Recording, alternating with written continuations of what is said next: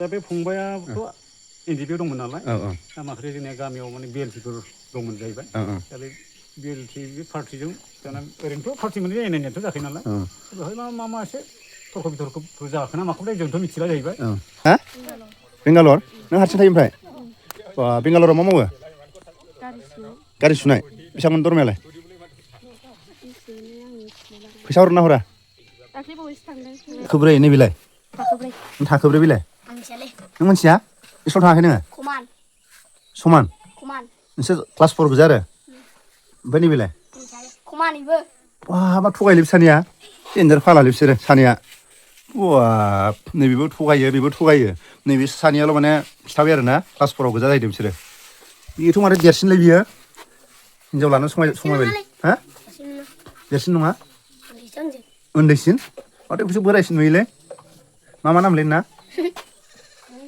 हा बहानिफ्राय खारबोनायलै नोंस्रा गाहायनिफ्राय नोंनालाय सोरबा जांलाब बादि नुयोलै ओइखौ जांलाब बादि नुयोनोलै बाला जांलाबफ्रा बहा थायोलै हाग्रायाव दा दंना गैलालै जांलाबफ्रा गैलाना दङ ए माखासेया गैला होनबाय जांलाबफ्रा सासेया दं होनना बुंबाय जांलाबफ्रा मा खालामोलै गावलायो बुथारो सोरखौ बुथारोलै गावलायनानै मा जायोलै बिसोरो ओंखाम जायो साहा लोङो बे बहा थायो बिसोरलाय गोदो हाग्रायाव न'आव मा गानोलै बिसोरो जांलाबफ्रा हाग्रा दा गैलाना मोजां फरायलै सेंग्राफोर फरायनानै नोंसोर मा साख्रि लागोनलै डाक्टार नोंलाय पुलिस नोंलाय आर्मि ओमफ्राय नों हा जांलाब गैलालै जांलाब जाबा गावथारो बा बे जांलाब जागोन बे जागोन डक्टर बे जागोन जाहैबाय पुलिस बे जागोन जाहैबाय आर्मि ना खाथ्रालै जोगोनाराव थायबावदों नै ओइ नोंखौ जांलाब बायदि नुदोंनोलै बिसोरो जांलाब बायदि नुदोंनो सेंग्राफ्रा बाब सेंग्राफ्रा बावबावाखैलै जांलाब बायदि नुदों होनना बुंबावदों क्लास 4 फरायनाय गथ'फ्रा माने जांलाबफोरखौ गोसोआव दंबावोलै आदा माथो हाग्रा जोबथारलै गामिबाबो मा मैगं बेलाय मुला ना ए अबे जायगायाव खारबोनायलै आदा जोंना एकदम दक्षिणपार गवालपारा ए बेसे गोजान खारबोनायालाय राङापारा ना खै बोसोर जाखोबा खारबोनायालाय ए नै फंबायनाबो फंबाय बेसे गोजान खारबोनाय बेहाय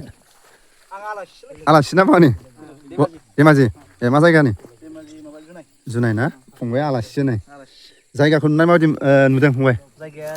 थिगानो नोंस्रालाय बबेनिफ्राय खारबोनाय हा बेलस्रि निसामारि बहा थांदों हौवायालाय दंफां हैदों अबा हादों सेरसा अरुणाचलाव ए हराव फैयो हराव फैया नोंसोर बिमा फिसा सानैल' थायो मैदेरखौ गिया मैदेर फैबा मा खालामो जमा नै मा गावदों मैदेर गावदों मा गावदों हा ओइ नै मैदेरखौ नुदोंना ओइ नै मैदेरा नै मैदेरा ओइ नै सोरां बारां मैदेरा फैखाबायना दिनैसो फैदों ना हायाथ' गिलु फालु मोजांलै माथो जेबो गायाखै नोंस्रा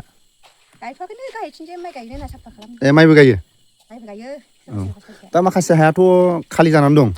हाग्राबो दाना माबो दाना बै जायफोरनो हाखौ आवग्रिना दोनदों बिनि सायाव मा बुंगोन दा बिथांमोनखौ बुंनो थाखाय साहस गैया मानो होनबा बिथांमोना जायफोर थाखा फैसा गोनां मानसि बा एसे लेखा गोरों मानसिफ्रासो बे हाखौ आवग्रिना दोनदों नालाय बिथांमोना माने साहस गैथ'वा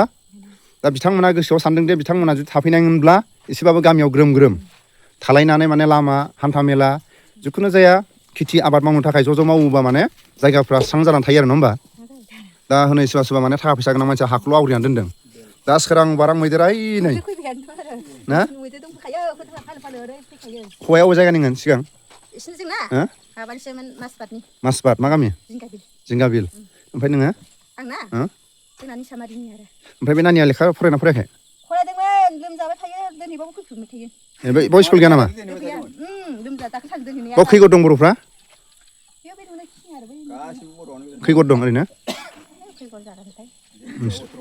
18 गर ना दाउ फिदों दा दाउ फिदों बोरमा बोरमा फिसाखै बोरमा सोरमा फिगासिबो हौवाया फैबावा जायोबा लख्रा जायो बिसिनि लख्रा फैबाय बिसिनिजाय दाउस्रि फिलायलायदों फिसा दाउस्रि फिलायलायदों नै दाउस्रि फिलायदों दाउ दं मैथाफोरा नै जायोलै खेथिफ्रालाय नै बिसा रावबो गैया अबेबा थांदों खोमा लकेल दाउफ्रा नै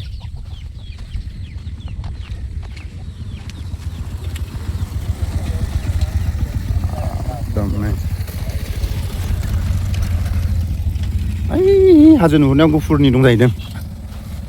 ओइ नै बिस्रा मा जायगानिलै थास' बारियाव दंहैयो थास' बानलु गायदों नै आथ' गिलु फालु समान नै फिसालाय अबेनिफ्राय खारबोनाय सोंहैनायनि र' बिसा अबे जायगानिफ्राय बाब लिसुआ नै खै बोसोर जाखोलै बाजै लिसुआ बे लिसुआ खै बोसोर जाखो बोसोरथाम थाइबाय फिथाइखौ खाना गारजोबदों सोर गारखो नोंसोरनो गारदों अबे जायगानिफ्राय खारबोनाय बाजै उदालगुरि मा गामि खावरां ओमफ्राय हौवायालाय बहानि धिकियाजुलि मा गामि बाथासिफुर सकनिनो हायाथ' नोंसिना बुरजाथार माथो ना ओरै ओमफ्राय जेबो गायाखै माथो मैदेरा सिफायो आरो ना नालेंखर गायबायमोन जौबायमोन मैदेरा जाफैदों आरो औ दा बहा थांदों हौवायालाय मुम्बाइआव दा नों हारसिं थायो बेहाय बा बिदि हाग्रा गेजेराव नै बेबायदि थानो गोनां जायो आरो हौवाया मुम्बाइआव ओमफ्राय नोंसोर बिमा फिसा थायो नोंसोर सानैजों थायो मैदेरखौ गिया बिमा फिसा नै सानैजों थायो आरो नै मा नामहाय नोंना मा नाम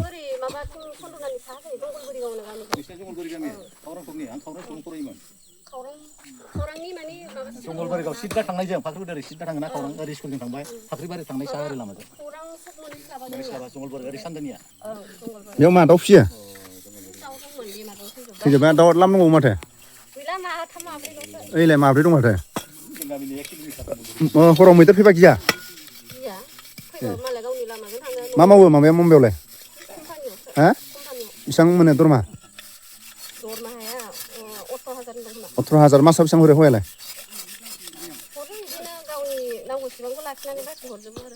दा माखासे मानसिफ्रा बे एसे एनै माने हा लांदां दं बेहा माने जों खोनानायाव थाखा गोनां फैसा गोनां मानसिफ्रा हाखौ आवग्रिनानै दा थाफैयाखै दा बिनि सायाव नोंस्रा जाय थाग्रा मानसि नोंस्राथ' उसुबिदा जायोना लामानि जौगानांगौ आरो माखासे न' बां लुनानै थायोबा नोंस्रा माने मैदेर मोसानि एसेबाबो नोंस्रा ज' थायोबा गिनांगौ जेबो गैया दा बिनि सायाव मा बुंगोन आरो मा होननो मालाय गिदिर गोलाव दं गामिनि सेक्रेटारि प्रेसिडेन्ट दं बिसोरो बिसोरखौ जेबो बुंनो हानाय बे जेबो मोनथाय गैया आरो दा जायफ्रा हा हु गैया बिथांमोना थाखा फैसा गोनां मानसिफोरा हा आवग्रिनानै थाफैनायखौ बुंनो थाखाय एसे साहस फैया दा बेबायदि बाथौ आरामनो नै लुनानै थादों नैबे 3 बोसोरनि माबा जाबाय आरो बियो 3 बोसोर जाबाय लिसुआ फिथाइ थायै जाहैदों खानासो गारदों जाहैदों ना खानासो गारदों ना बोसोरथाम खानानै गारोबा लिसु फिथाइखौ जोबोद मोजां जायो जाहैदों नै बोसोरथामनि बिफां बाथौआबो मोजां जानानै दं नै बिमा फिसा रावबो गैया नै जों सानैया बावनो थायो आरो दे होमबा ना दे आंथ' लकेल दाउ गोजालै रावबो गैया नामालाय आदा हा बा लकेल दाउआनो हाफ्रा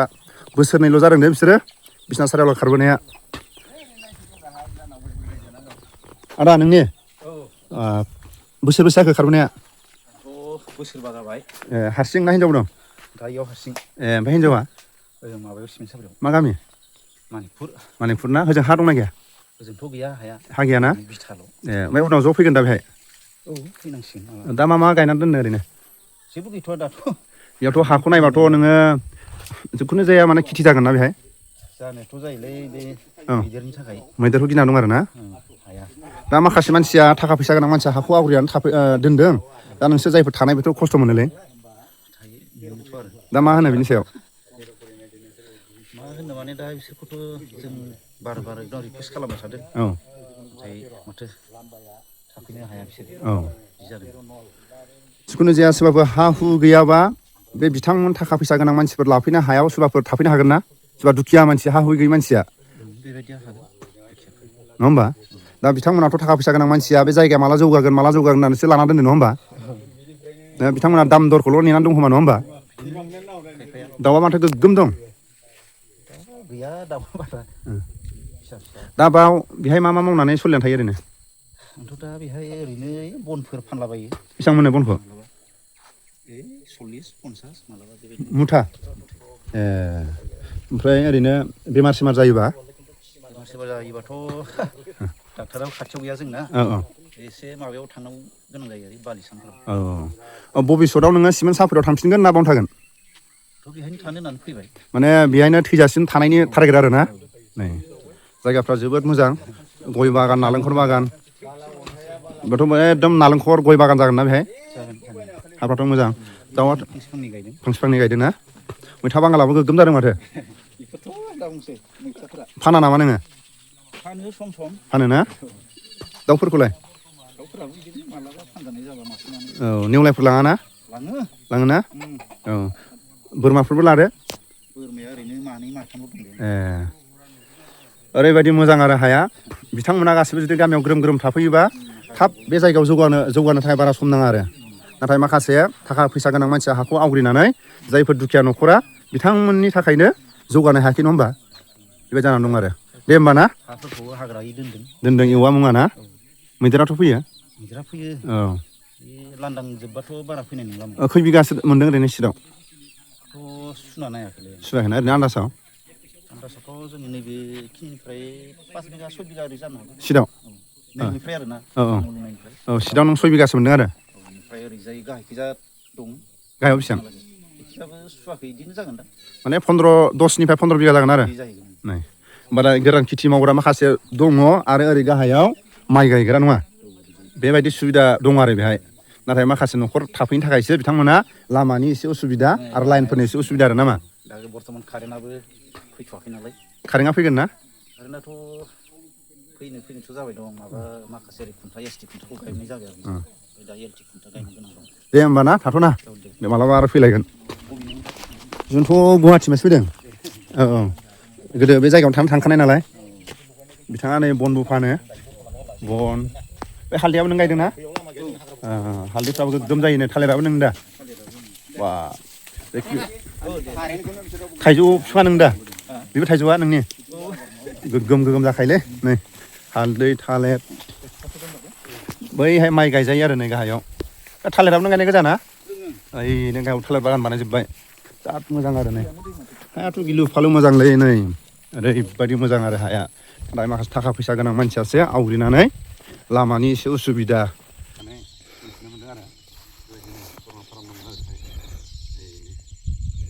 बोरमा फिसिनो जाहैदों बेबायदि हाग्रा दुजोब्बाय आरो माने लामा सामा दैनि सुबिदा गैया नालाय बे बर'आनो गोजान दा बेनि मानसिफ्रा माने बे गायाव थाहैबाय आरो बेबायदि रायजो जानानै दं आरो बर'फ्रा सलार एसे गोजौ आरो ओमफ्राय बिनि गाहायाव ओइनो बर'फ्रा बेबायदि रायजो जानानै दं माने ओइनो बर' गामि गोजा आरो बेफोरो बर' गामि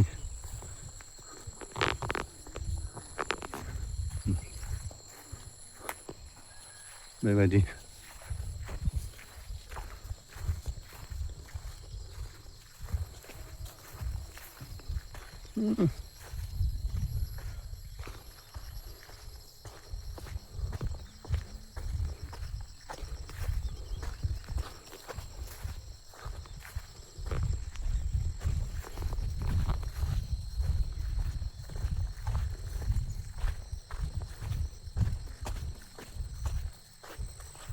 थारुन खेथि थारुन खेथि आरो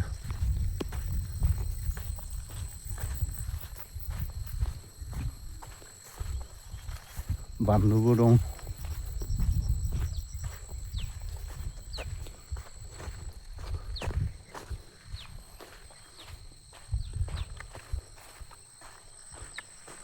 रायजो जानानै दं आरो बिसनाथ सारियालि हादानाव दैनि जोबोद खस्थ' लाइनबो गैया माबो गैया नै हाफ्रालाय बुरजा बुरजा दं नै बिदि रायजो जानानै दं आरो सलार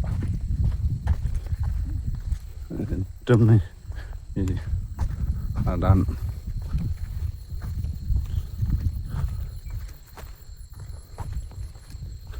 रायजो जानानै दं बे जायगायावनो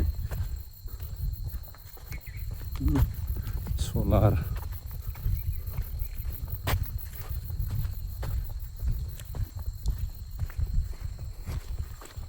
माला बोखादा मैगं ओरैनो खेथि खालायदों नामा खेथि खालायनाय खेथि खालायनाय नङालै बे हाग्रायाव खाहैदोंमोन दासो नैयाव मैदेरजों सौग्रावना मैदेर दं ओरै खारां ओरै मैदेरा होबदावनाय लोगो ओरै खावसे खारबाय ओरै खावसे खारबाय ओरै ससे खारलाय ओरै ससे खारलाय नायो बानलु खारबाय जों बानलु नङालै अबेनिफ्राय खारबोनाय आदामोना जोङो बिराद गोजाननि मा जायगानि मोन सिगां गगामुग दा बेयाव मा गामि लाफैखो जोंनिया बेयाव बलामगुरिसो बलामगुरि मा मावना जायो दा खेथि मावना जायो मैदेरा माबेसेमोन बे मैगंखौ फानहैगोन दा नामा मैदेरा गिना खारखोना ना मैदेरा सुलथा गिना खारखो मा मा जायगानिफ्राय खारबोनाय बाजैमोना जोङो ओइ दैमानिफ्राय नङा गोदो मा जायगामोन होनदां जोङो एखे जुनाय गफुर ओइलाय बाजैयालाय जोङो कामरुपनि कामरुप मा गामिलै नलबारि नै दाब दाब जायगानि मैदेर गिना खारबोदों सिंग्रानि ओइयाव मैदेर दं जाहैदों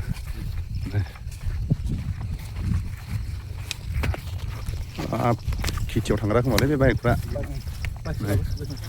बाइकआनो बाइक नै गासिबो बर' गामि गोजा गोजौआवबो गामि गाहायावबो गामि नै नै बिदि जायगाफ्रा साफाथार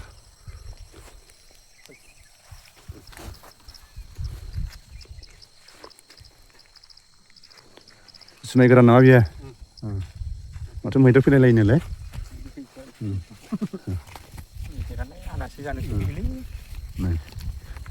बे अरुणाचल ना हाजोआ बेबो आसाम आरो ओइ नुहुरनाया अरुणाचल आरो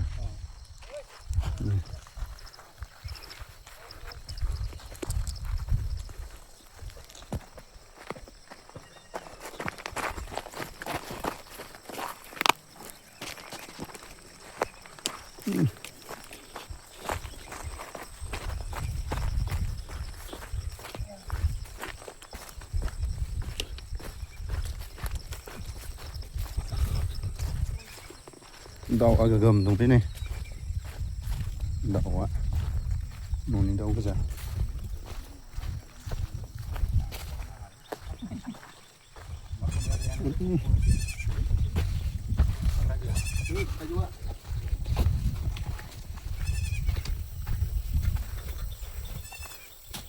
गाहायाव दं नामालाय बर' गामि गैलाना दख्लाफोरनि बायदि नुखादों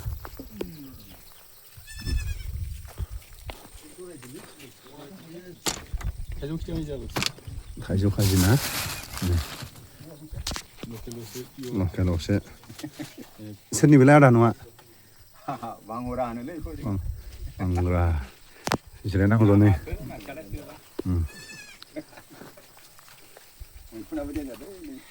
बेखौ जागोन ना जाग्रा सेन्देल दिखांना हरा बे मैखुन आरो ना जाग्रासो दाना फानबा बेसेबां मोनोमोनलै बेखौ फवा 100 ना सिगां बबे जायगानिफ्राय खारबोनायलाय आदाया आङो सिगांथ' नागालेण्डआवसो दंमोन नालाय नागालेण्ड ना आदियार नामा आइडिया जाना दंमोन दा बाव फैनानै एकदम बिन्दास जाबाय आरो ना बिनि हा जाबाय नालाय दा मा मा मावो बिदिनोसै आरो खेथि बाथि मावो गय सय एसे एनै गायो माइ गायो गथ' गथाय दङ फरायनानै दं बेसेबांसो मोनखो फरायनाय गथ'फ्रा क्लास 9 फरायदों सानैयाथ' हाबा जाबायलै दा ओरैनो माबाया इनकामा मा इनकामा बेनोसै जोंना खेथि बाथियानोसै आरो बेलेग इनकामथ' गैया जाहैबाय नैबे जाहैबाय जुमाय गोरान बे जाहैबाय हाग्रानि मैखुन बानलु जायो ओमफ्राय नै बे अमा बेदर दं माबाया बांसिन सेल जायो जायगा हाजोखा बानलु थास' दा गलां ओरैनो नांगौ दै गलां आंनि थाव बेफोर बे हाथायाव दिहुनबानो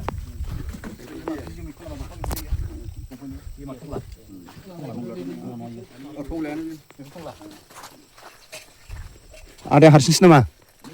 बाजै लाबोयाखै दाख्लै न'आव थांदों ए मा जायगानिफ्राय खारबोनायलै आदा आं सिमेन्ट साब्रि माजरबारि बटखाटनि खै बोसोर जाखोबा थाफैनायालाय बोसोरथाम मा मा खेथि मावोलै आदा दैयालाय बहा लायनांगौ गाहायावसो ना ओजों सिमेन्ट साफोराव थानाय समाव माबायदि मोनलै आदा मोजाङानो ना दंना फानबोबाय नामा हाखौ दै गेजेराव ए औ ओंखारलांनो दं बे निजोरा नामा आदा निजोरा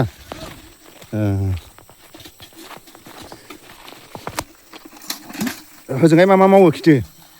दै गेजेराव माइ गायो मैगं मावो सोरबा दं दा होजोंहाय फिसाला दं फिसाला ना फिसाला बिहामजो दं ओमफ्राय बेयाव नों थायो आरो बोरियाबो दङ दाख्लै बिहामजोआ उसुबिदा थांदों दा बेहाय मा मा खेथि मावो आदा बेयाव थास'ल' गायदों दा थास' ना ओमफ्राय माइ दब्लायनैसो गायनोसै औ सिमोनबो एसे गायदोंमोन बे हाया मा आसामावनो गोलैयोना आसाम जेबो डिस्टार्ब होआ ना फरेस्टफ्रा जेबो दिस्टार्ब होथ'वाखै मैदेर फैयो मैदेराथ' दै दाबो बबेयाव माबा दं गाहायाव ओइथिंनिफ्राय ओरै फैदों ओरै नोंसिनि न'आव फैया ओमफ्राय मासेल' फैयोलै मासेल' फैयोना ओमफ्राय फैबा मा खालायो संख्रि नागिरो होना हरनांगौ संख्रि हरनांगौ नङा बेथ' जागोन होनानै हरनांगौ दावराव खालामबा थांफिनो खै गरसो दंबा बर'फ्रा 17 गट ना अबे अबे जायगानिफ्राय खारबोनायलाय बेयाव राङापारानि दं जोंनि सिमेन्टनि दं ओमफ्राय आरो अदालगुरिनि दं होमबा मैदेरा खाथियाव दंथारो ना ओरैहाय न' गैला ओमफ्राय ना ओइयाव बर' गामि दं ओइ गोजौनिया गोजौआवबो बर' गामि दंबावो मा गामि बेलाय इयो गहपुरनिफ्राय फैदों गुफुरनि ना बै हाजोआव ओइथिंनिफ्राय लांदां गुरदोंमोन ना दहाय बे बर' गामि आरो ना सोरना साबसिन हाया ओरै बिसोर गायग्रा मोनाखै खोमा गायग्रा मोनाखै नोंसिना गायग्रा दं जोंना गाहाया गायजाजोबो बा माइ गायजोबो ना गायजाजोबो सिमफायाखै गायाखै सिमफायबाबो बिसिना मा गोरान खेथिल' आरो मैगं मावो माला फैगोन बाजैयालाय माला फैगोन बाजैया सप्तासेसो जागोन खोमा सप्तासे जाहैबाय लकेल दाउआ माबेसे दंलै आदा लकेल दाउआ फिसा फिसा मानै माथामसो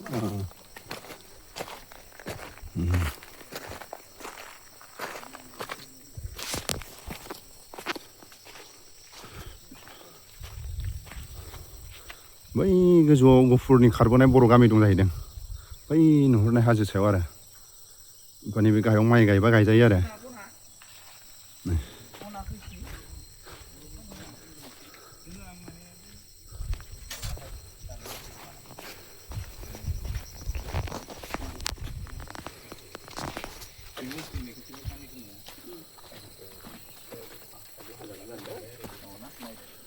खाथ्रा नुखायो हाजोआव थानायखाय हाजोनि न' लाफैबाय आनैनि फिसाला बियो आफानि बिब'नि आदा नागारथ'लायनोसै गोदो जन्मआ मा जायगा मोनलाय आदा रौता फोथार बाथाबारि ओमफ्राय बोरै बोरै बे जायगायाव मोनफैखो आं बेयाव हजों माने दै खुरजानायाव फैबाय आरो मा जायगायावमोन सोरांस्रियाव नङा रौतानिफ्राय मा जायगायाव खालामनायमोन माबायाव बेयावनो माजरबारि मा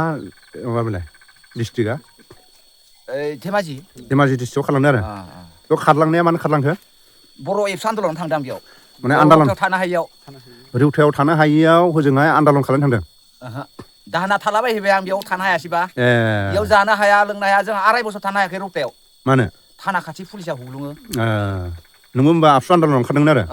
औ मा गामिमोन रौता फोथार बाथाबारि औ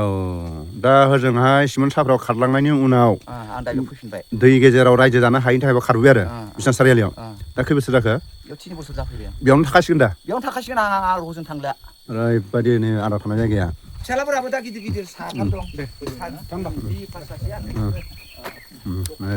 जायगाया ada apa?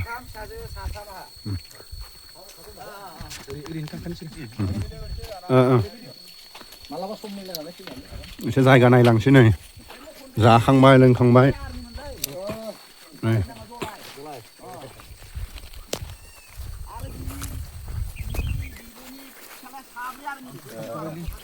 थाथ'दो दे आदा बरियाखा आदाना नङा नै बेयाव माइ गायगोन ना आदा गाहायाव बे गाहायाव माइ गायगोन आदाया बै नुहुरनायाव गुफुरनि माखासे रायजोफोर रायजो जानानै दंफैयो आरो बै नुहुरनाय हाजोआव गोरान खेथि आरो ना नै जायगाया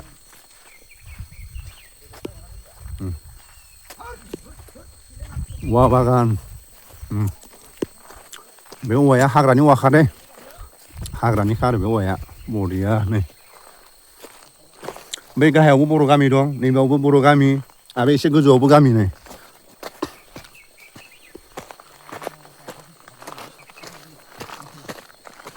बरिया आरो नै जै सिडि सलाय खाथि नै मोदोमफ्ला मोनलायथारबायलै नै बेबायदि रायजो जानानै दं आरो बर'फ्रा भट होयो दे बिसोरो गासैबो बि पि एफ पार्टिनो भट होदों जाहैदों बे गामिनि रायजोफ्रा थारुन बागान थास'ना थारुन होनो मिस्थां आदा बेनो जागोन नामा हाया जोंना बोरमा फारामनि हाया बेनो ना बोरमा फाराम बानायना बोरमा दंखायो नै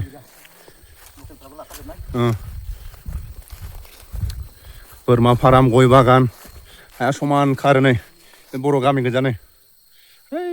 नै अन्थाइ बाजाब नै बियो अन्थाइ बाजाब नै बियो ओमफ्राय नैबे मा बिफांलै बियो बोरमा जाम ना पाहारिया जाम नै बेबायदि हा थानायाव बोरमा फिसि जाया मालाय बोरमा बागान ना बोरमा फाराम बानायनांगोन आरो समान खानो हाया गामियानो गोजा हाजो आरो नै हाजोनि गाहायाव बोरमाफ्रा फुस्था जायोलै नै बोरमाफ्रा फुस्था जाजोबो नै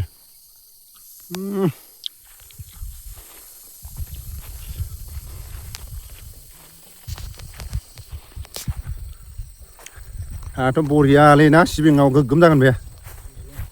सिबिं सबाय आलुबो ना गया जागोन जाया गय सबायनि ना बानलु सबाय ना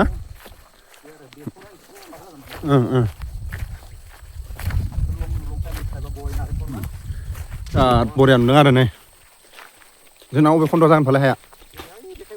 देखायबाय दंना बेनो मोजां जागौमोन माथो सिमाखौ ना बरियालै जायगायानो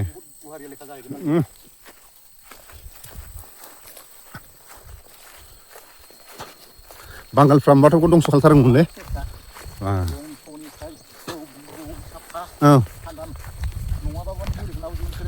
बेबायदि बांगालफोरनि आखायाव जुदि हा लांदां थानायमोनब्ला मा खेथि जागौमोन बेहाय बर'फोरनि आखायाव थानायखायसो नै बर'फोरनि आखायाव थानायखायसो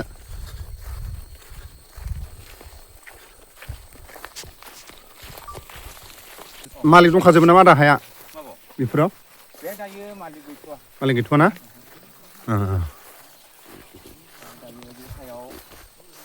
एक नम्बर लामा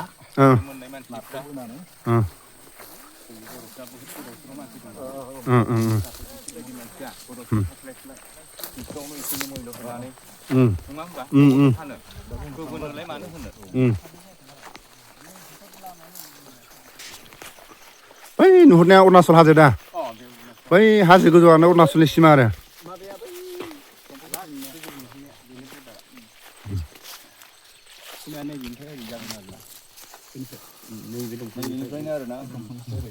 नाहरखानो बिसोरो बै हाजो जोबथानाय ओरै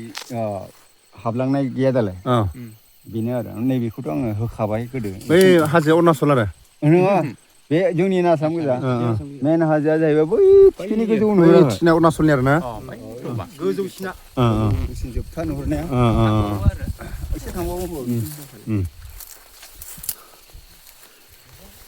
गासिबो मानसि हाबजोबसिगोन आरो ना ओरैथ' मानसि दंखाजोबो नालाय नैबेनिफ्राय ओरै मानसि दंखाजोबो आरो ओरै फैनानै नायफैनो हागोनथ'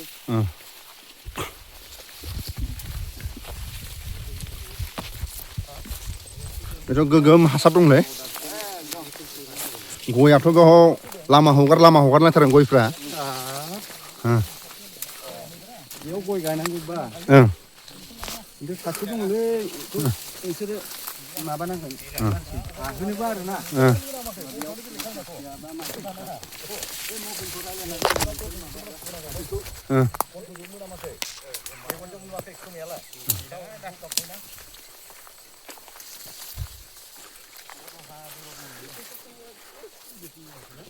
एकदम बे हाया समानथार आरो नै समान नै एकदम बे समान गोजा दे हाया ओरैबायदि हासार दंखायो आरो हाया नै नै नै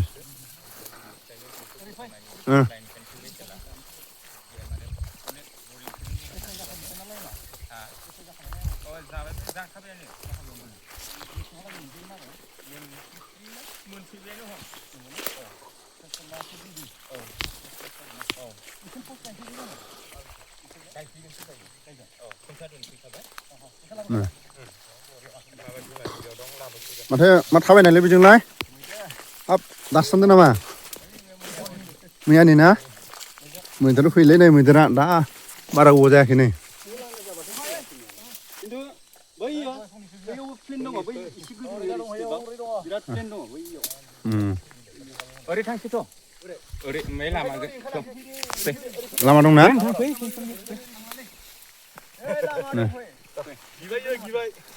अबेथिं दंलै मैदेरा ओरै दंहैयो मैदेरा ओरै ना दहाय फुंनि जागोन ना इयो दा फुंनिसो ना थांजाला ना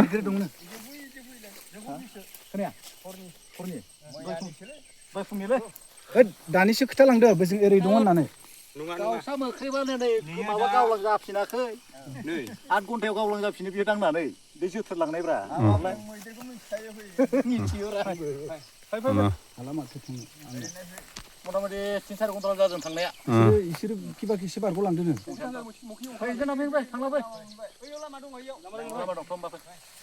थारमाने बे बुस्थुआ 4 घन्टायावनो माबायो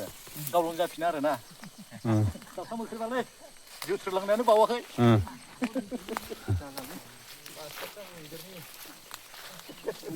बेयाव नुवा एसे लं थाबायनांगोनलै मैदेर बारिसोनो आरो समान गोजा नै समान गोजा आरो हाया नै समान गोजा हाया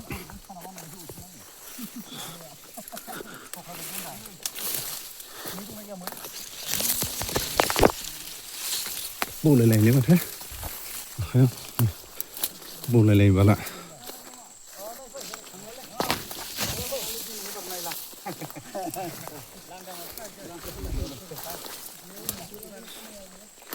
बे मोनसे लामालायनो ओरैबो लामा हाथ' समानथार ना समान बरिया एकदम बरिया हासार दं हाया गोसोम ना हासार गोजा ना बातासिया ओरैबायदि हासार गोनां आरो बै हाजो दे हाजोनि गाहायाव आरो नै नै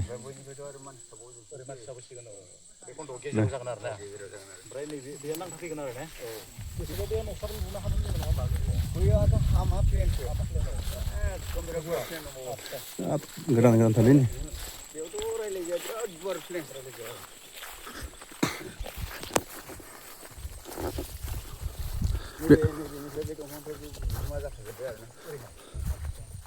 ओमफ्राय जाखाजोबखो नैबे बै दंफांनिफ्राय औ बिगुमा जाखाजोब्बाय बिगुमा होमबा जोंना बेनिफ्राय ओरैसो जागोन हाब गोजानथारावसो माथो जोंना माथो जोंना गोजानथारावसो जागोन माथो बेखौ मोनला होमबा ए लाखाजोब्बाय नै हाया हा बायदिलै बियो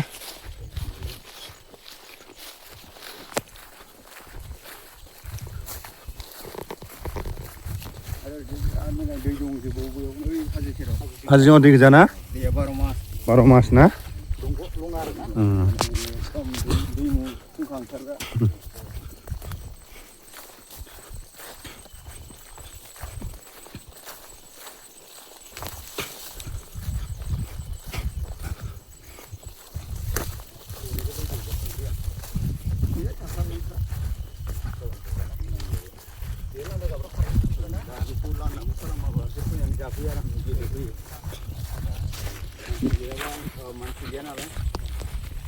बिराद गुवार माथो बा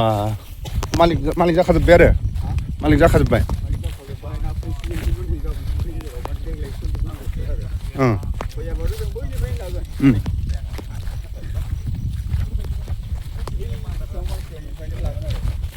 बिनिफ्रायनो हगारदों ना जोंनो बिदि हा मोनबावला मोनगोन थानलै दा बिदि हा मोननाय नंला ना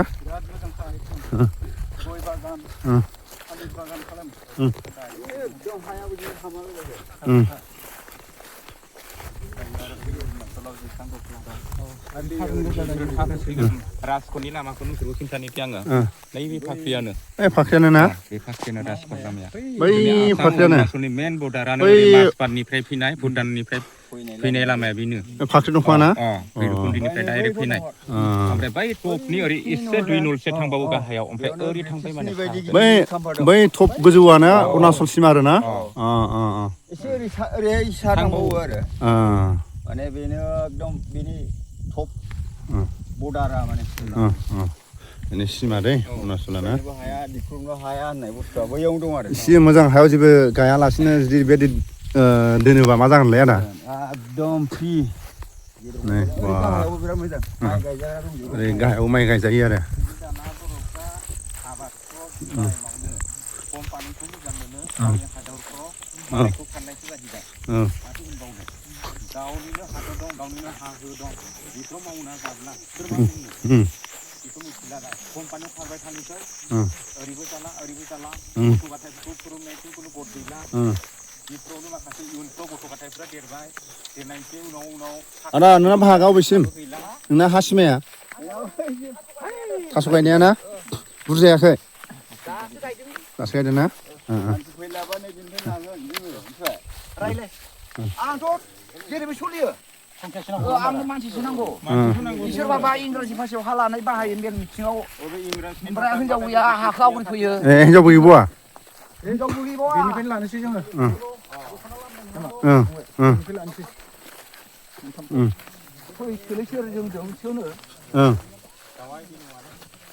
ओंखायनो दा गामियाव हगारग्राखौ गामिया बिराद मोजांमोन दा एरै माबा गामि बोखावनो नागिरो गामि बोखावनो खोन्थानो नागिरो आं होआ रायजो जाय मानसिया रायजो थायो बे गाज्रि ना बेफोरबायदि मानसिया मालाबा समाव आसाम फरेस्टआव फाननानै थांनायसो टारगेट माने दखम नाङानो बे हाखौ दखल खालामनाय मालिकआ हा दंखायो आरो बेलेगाव गैखाया अबाव थायो टाउनाव सिमेन्ट सापुरियाव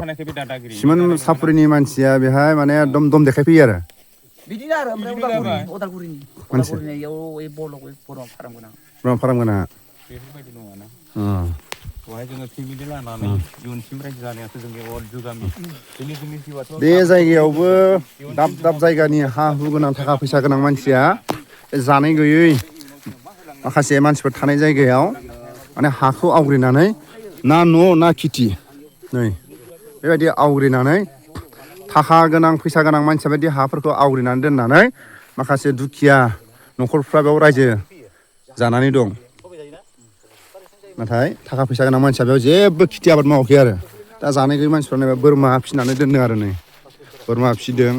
थास' एसे एनै गायदों नै बोरमा सोरबा उदालगुरिनियाबो बाव लाना दोनफैदों जाहैदों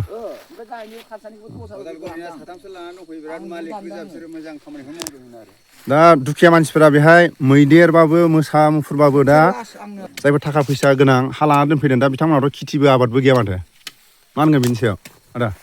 बिसोरखौ आं एसे बुंनो लुबैदों औ दा बिसोर गोजाननिफ्राय थाखा फैसा गोनां दं हिसाबै औ माने सुखिदार हिसाबै दोनहरबाय थायो औ नाथाय जों बेखौ लुबैयाखै आरो औ सुखिदारबाबो एसे मोजाङै जेन'बा थानो थाखाय खावलायहरदों आरो थाबाय थानांगोन दा जों हाग्राखौ सिफाया सोरबा बायदियाथ' फैनानै 4-5 बोसोर 10 बोसोर 9 बोसोर जाबाय दोंसेबो हाग्राखौ सिफायाखै दा बेनिखायनो आं खावलायदों आरो मानसिफोरखौ गासिखौबो जाहाथे मोजां खामानिखौ मावनानै रायजो जायो हाया जोंनाव एभेलेबेल दं ओमफ्राय दा बे एभेलेबेलखौनो दा गासिबो मानसिफ्रा माने दिल्ली बम्बाइ बेंगालर सेंगालर थांनानै जेबो खेथि बाथि मावला मालाबा हिनजाव खारनाय मालाबा हौवा खारनाय बदनामखौसो जों मोनबाय थायो दा बेनिखायनो दा मोजाङैनो मोजां मावलायनानै जायोबाथ' जोंनाव दा मावनो हायो अजस्त्र' हा दं नालाय बेनिखायनो आङो बयखौबो खावलायदों आरो दा उदालगुरिनि जाहाथे जोंहा सारमोनहा हा लाफैदों बिसोरबो जाहाथे गावसोर फैनो हाया मोजां न'खरखौ जाहाथे फाथायनानै रायजो जानो गथायहरो बेखौनो आं खावलायदों आरो दा जोंहा आदानिया बै गाहायनि गामियानो दा मा गामि ब्रह्मपुर आदामोननि खावलायनाया माने माखासे दुखिया मानसिया बेहाय मोसा मैदेर माने गिलुं गिलुं बिसोरो बोरमा दाउ खेथि मावनानै माने दुखिया मानसिफ्रा दं जायफोर थाखा फैसा गोनां मानसि बिथांमोना सोरखौबा सुखिदार दोननानै सुखिदारा खालि जानाय थानाय मास मोनबानो दरमा मोननायखौल' नायो बिथांमोना खेथि आबाद जेबो बेहाय मावनायनि जेबो थांखि लाया बेबायदि हाखौ थाखा फैसा गोनां मानसिया आवग्रिनानै दोनदों आरो दा बिथांमोननि सायाव माखासे बेयाव थानाय बर' न'खरफ्रा खावलायदों जाहाथे बिथांमोनाबो बेहाय गावसोर थाफैनो हायाबा सोरबा दुखिया मानसिखौ बे जायगायाव दैथायहरनानै ग्रोम ग्रोम बे गामियाव खेथि आबाद मावनानै जानो हानाय मानसिखौ जाहाथे बेयाव दोनहरो नङा होमबा आदा दा आदायानो नै सान हर बोरमायाबो आदानि ना माबेसे दं आदा बोरमाया 12 ना बोरमाया सिगां दंबावोमोन नामा दंमोन मा जाखो माथाम फानबाय आं माब्रै माबा लख्रा जाबाय माब्रैया मोसा जाबाय बिसि गेदेर मोनलाय बे लांलायनो हालायनाय लख्राया गिदिरानोलै मासेथ' बोरमा बिमा गिदिरथारमोन ओइ हालदै बारिनिफ्राय लांदों बिमा गिदिरखौनो लांदों दा ओरैबायदि मोजां हा बे जायगायाव गय गायनो नालेंखर गायनो जायखिजाया खेथि आबाद मावनो मा मावनो गोसो मावनो हायो आरो ओरैबायदि गुवार हा नाथाय थाखा फैसा गोनां मानसिफ्रासो बे हाखौ आवग्रिना दोनदों जायफ्रा थाखा फैसा गैया जाय दुखिया न'खरा ओरैबायदि मोसाजों गिलुं मैदेरजों गिलुं बेबायदि रायजो जानानै दं आरो ओइ न'खौ आं खिथालांनि थ' थास'खौ जाया नामा मोसौआ माबेसे दं मोसौआ दा 6थासो ना थारुना नोंसानि हा नोंसालाय बहानिफ्राय खारबोनाय नोंसा बबे जायगानिफ्राय खारबोनाय धेकियाजुलि नोंसा न'आलाय अबेथो बैयो हौवायालाय हा मा जायगायाव हा बेंगालर नों हारसिं थायो ओमफ्राय बेंगालराव मा मावो गारि सुनाय फैसा हरो ना हरा दाख्लै बावैसो ना बै न' नुहुरनाया ना आदा थारुना नोंना माथो खै बिगासो गायदों हा बिगासे ना आरो मा मा खेथि मावदों बानलु एसे गायदों बानलु ना हासारा गोगोम दं माथो हासारा अबे नोंना न'आलाय सिमेन्ट न'आ नैबे ना गाहायाव ना खै बोसोर जाखो खारबोनायालाय 9 बोसोरसो जाबाय दा हा 9 बोसोरसो जाबाय बाव खारबोनाया ओमफ्राय ओरैनो बागान गय बागान नालेंखर बागान बानायाखैना बानायसिगोन सानदों मा जायो नायनो औ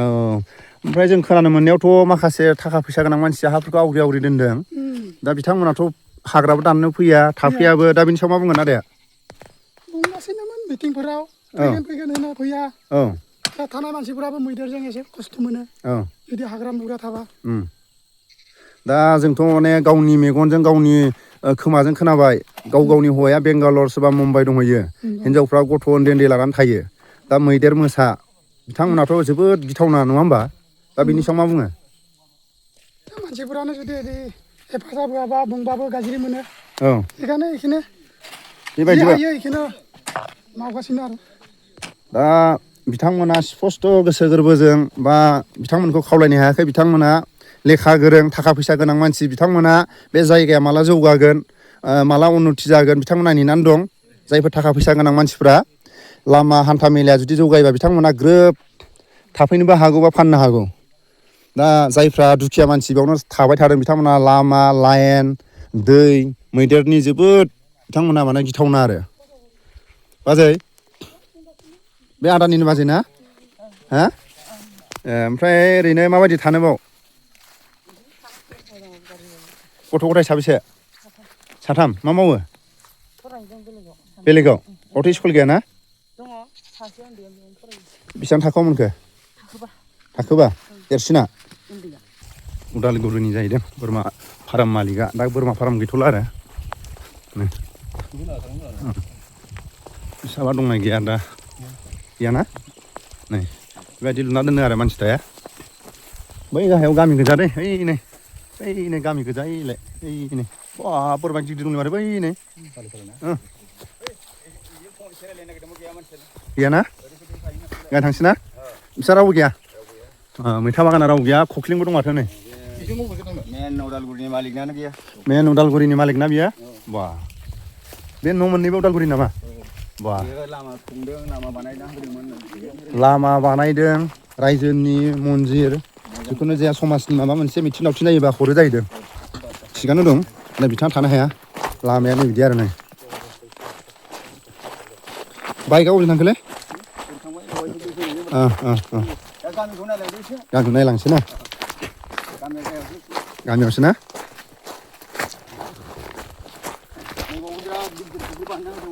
फुख्रि ना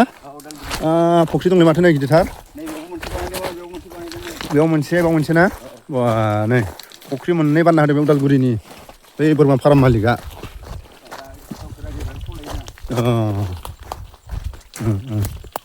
नै बेनो ना फुख्रिया ना हगारना हगाराखै दा ना हगारबाय 3 कुइन्टेल ना मा ना हगारदोंमोन 3 कुइन्टेल ना ओमफ्राय गोमाजोब्बाय नालाय दा सोर फियो ओरैनो दा गैला राव फिया रावबो फिला नायानो गैलाबा गोमाजोब्बायबा ए नङाबा बेखौ गारि खाथायनानै बानायदोंमोन आरो बैजों दा फिना लाबा मा बुंनो मालिकालाय औ बेखौ होथेनानै फिसिबानो लाबानो जायो आरो फिना लाबानो जायोना नै बेजों पाइप लागायना होजोबखादों पाइप दं दै दानगारग्रा आरो गयानो गोसोम गयानो देनजार जाखादों गोसोमनो 12 मास थायो बे दैया 12 मास माने दैयाबो गोग्गोम गोग्गोखानो बिराद साफाखाना दैया ना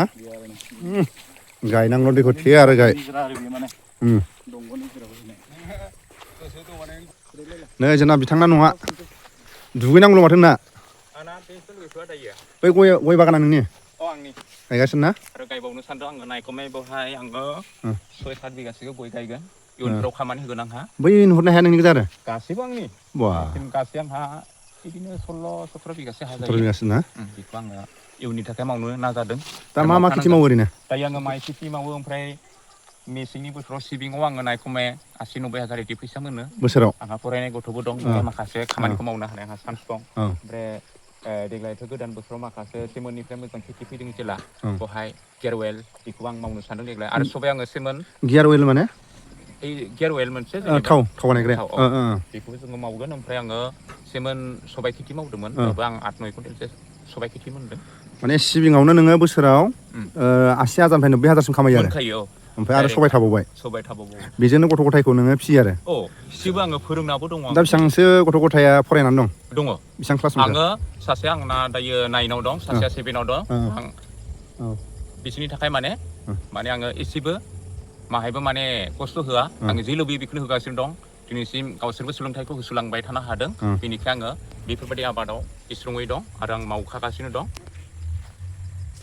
बबे जायगानिफ्राय खारबोनाय आङो होजों फार्स्ट समावहा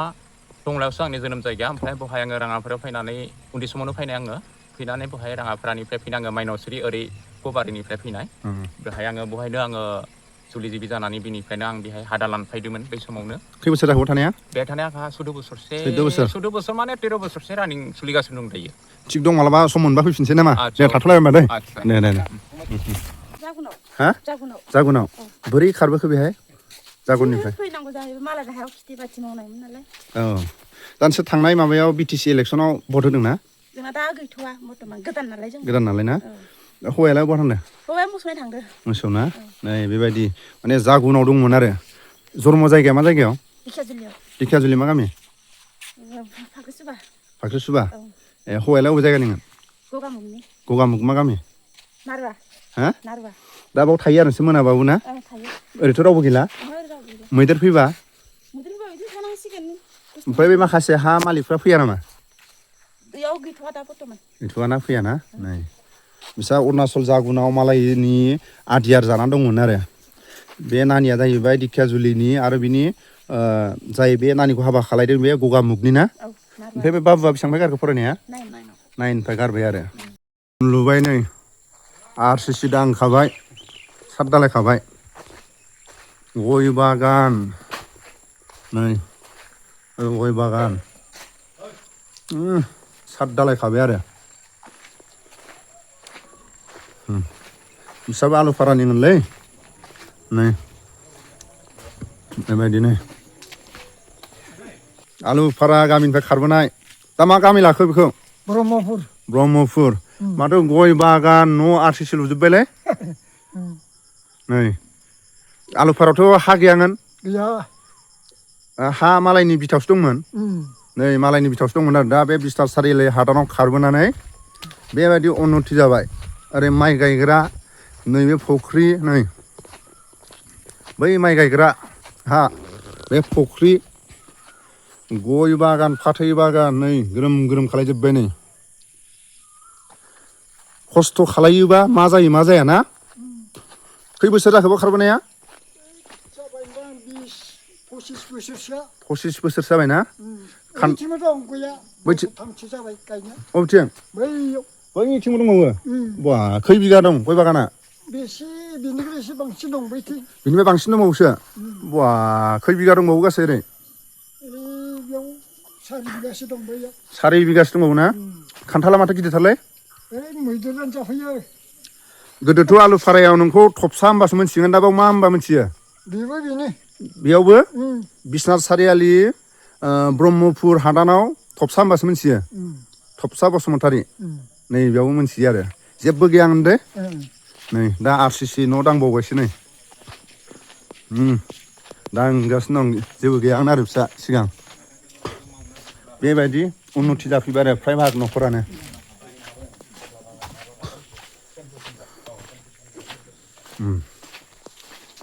बिहामजो मा नाम आदा बिहामजोआ गोरलैनि मा नाम बिहामजो नामा मा नाम बिहामजो नामा मा नाम नामाथ' बे गोरलैयानो गामियाव गाबज्रियो गोरलै बिहामजो नामा गोरलै ना ए नामानो गोरलैनो नै नैबे बाबुनि आरो बेबायदि न' लुबाय दै बारि बागान नामा गोरलै दै मानसिया गोरलै नङा नै बेबायदि आरो मोसौआ माबेसे दंलै आदा मोसौ गलि बे आदानि नै आदाया सानसे समाव मालायनि मोसौ गुमोमोन फाथैफ्रा नै मोसौआ खै हाल दं आदा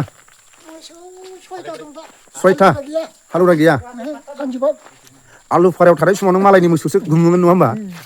आलु फारा गामियाव थानाय समाव मालायनि मोसौ गुमनानै जायोमोन नाथाय दिनै गावनि नबथियावनो 6था मोसौ आरो बेबायदि RCC न' लुनो हाबाय नै लामाया ओरै नै बेबायदि नै गय बागाना खै बिगा दं दा गासै बे गोरलै बिहामजो नामासो गोरलै दै ओमफ्राय मा नाम मोनलाय बाबुना बायद्रा आलु फारायावनो जोनोम मोननाय आरो नै बे बुथब देरसिन फिसाला बियो नै देरसिन फिसाला दे जिरायदो आदा मानिनो गोनांलै आर'नाइ सार'नाइबो लाबोनाय जायासै माने जिर'निफ्राय माने लाथिख'निफ्राय बेबायदि आरजिनो हानाया जोंनि बर' समाजाव मानिजाथाव आरो फियनलै औ उन्दैया राजेन नोंसानि ओरैयालै नङा गोदो नोंसिनावबो सिलाय लाना थाफैग्राया बे आरो नैबे फिसाला देरसिन दा आं बयनिसिमबो खावलायो बे आदाया लाथिख'निफ्राय बेयाव फैदोंमोन आरो लाथिख'निफ्राय दिनै जों बुंनो हायो बर' समाजनि गेजेराव RCC न' लुनो हानाय गय बागान मोनफ्रोमबो खेथि आबाद दंजोबो आरो दा जों मा बुंनांगोन लाथिख'निफ्राय 60 बा 50 माने गावनि आखाइ मुथियाव दं आरो बेबायदि सम्पतियाव दं आरो फिसाला गेदेरनि आलादा जाबाय आरो बुथबनि न' बियो बानायगासिनो नै मुम्बाइ टाइप ना मा होनो गेजेरजों दरखं आरो मुम्बाइ टाइप ना मा होनो गोगोम लुदों नै माने जिर' न'खरनिफ्राय फैनानै दिनै माबायदि अबस्था जाफैबाय आरो नै मोसौ गलि गैयामोन मोसौ गलि नुनो मोनबाय नै बे गय बागाना आदा थबसानि गोजा बियो आरो बैथिं दंबावो जाहैदों 4 बिगासो नै फुख्रि जावना दोनदों नै नारें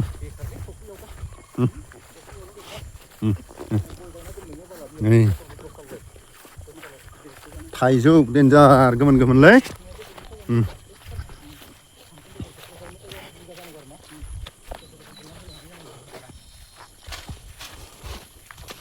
बाब थाइजौआ माथो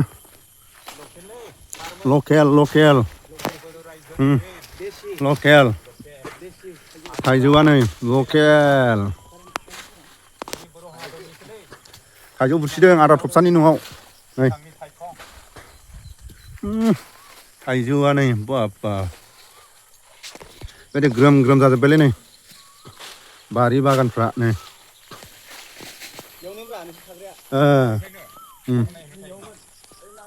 नै थाइजौ गोजा बे नै बिस्रा जेब्ला फैजेनदों आरो बेयाव न' बिथा दंमोन आरो बे समाव जोंबो आफाराव दंमोन दा बैयाव खारलांबाय लामा खाथियाव नै गयफ्रा नै बिदि जाजोब्बाय नै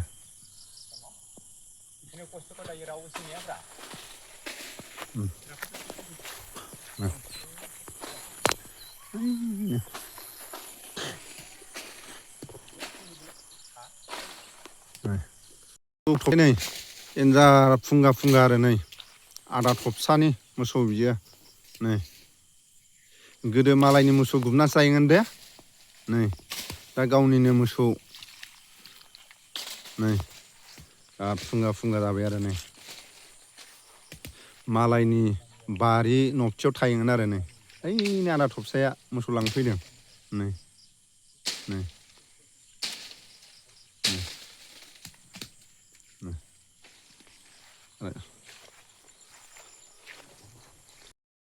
हंला होननायनि न' आरो बे नै फिसा बालुफारानिमोन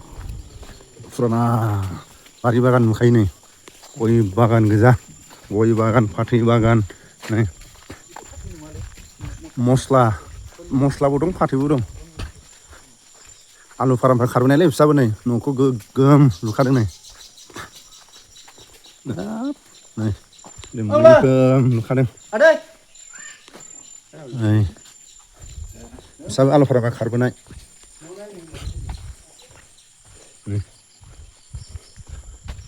आलु फारामफ्रा खारबोनाय बाब खान्थाला नै गोगोम दाउ दोनग्रा नै मोसौ गलि बे दाउ दोनग्रा नै खान्थालफ्रा बाब जाबलायना दं नै मुम्बाइ टाइप नै बे हंलामोननि न'लै बाब बारि बागाना नै फुख्रिबो दं नै फुख्रियाबो गिदिरथारलै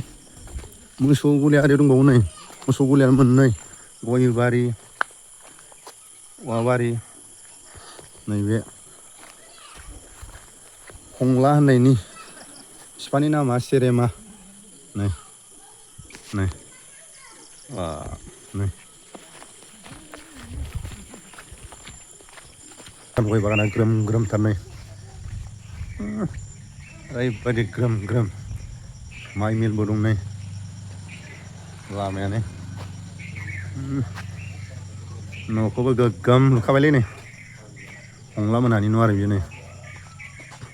गोगोम लुखादों नै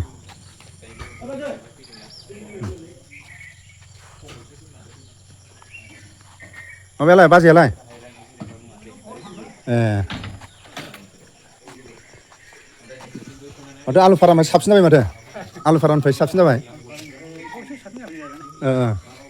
ग्रोम ग्रोमनो थानो अबेयाव साबसिन थानाया दाथ' बे दैनि थाखाय एसे खस्थ' दंलै दैया माने दै हाजोनि दै माने दैखौसो लोंनाय जायो नालाय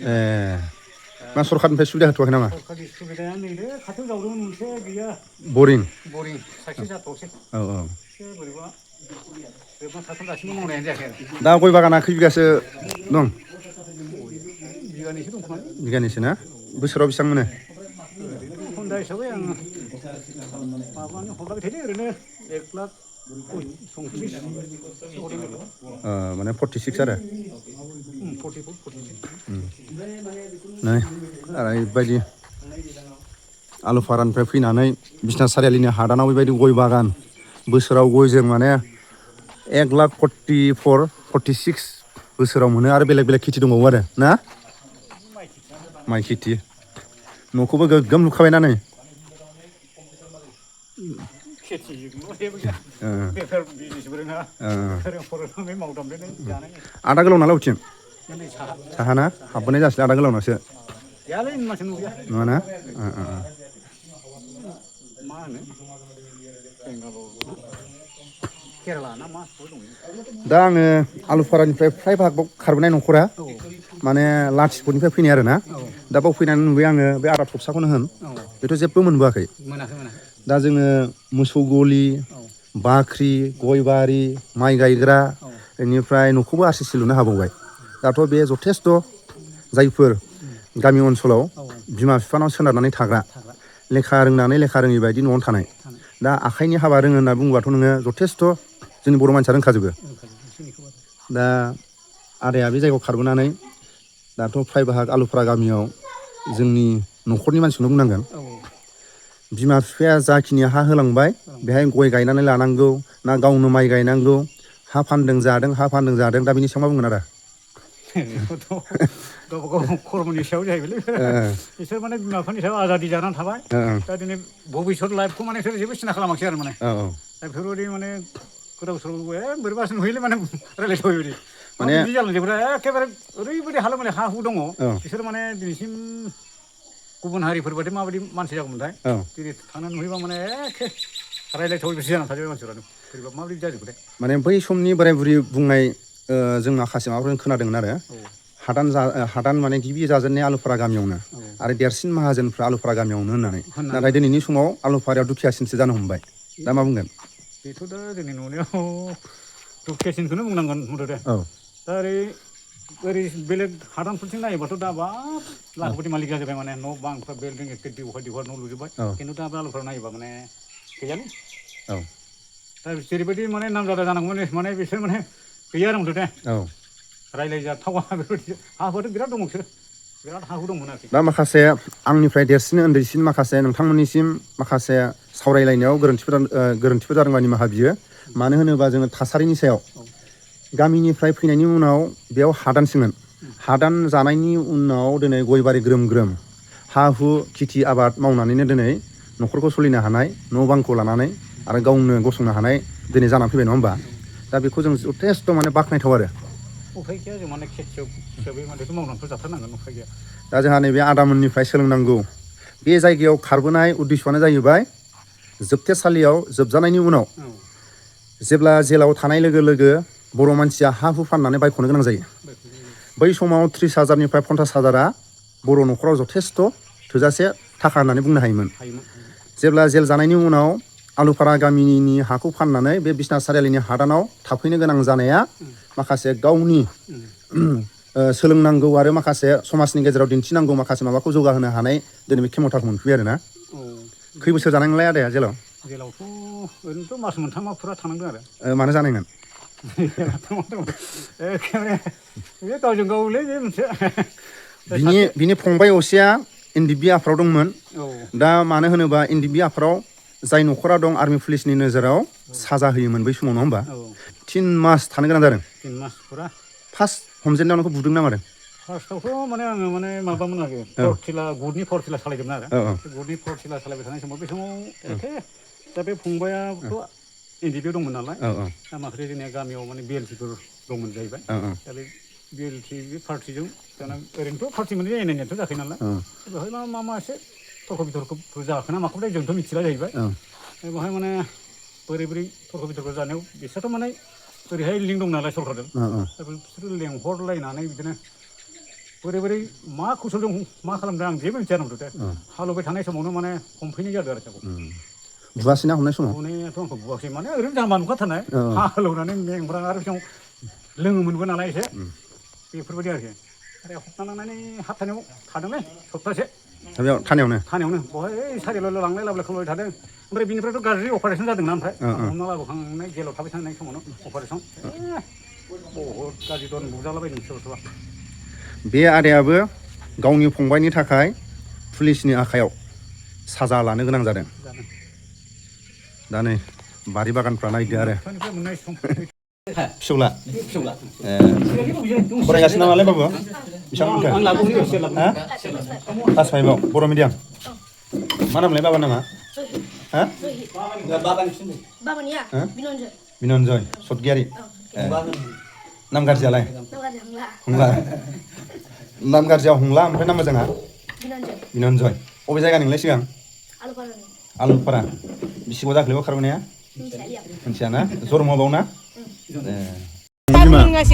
हंला बिमा बाजै सान मोनगासिनो हादे माला फैगोन दा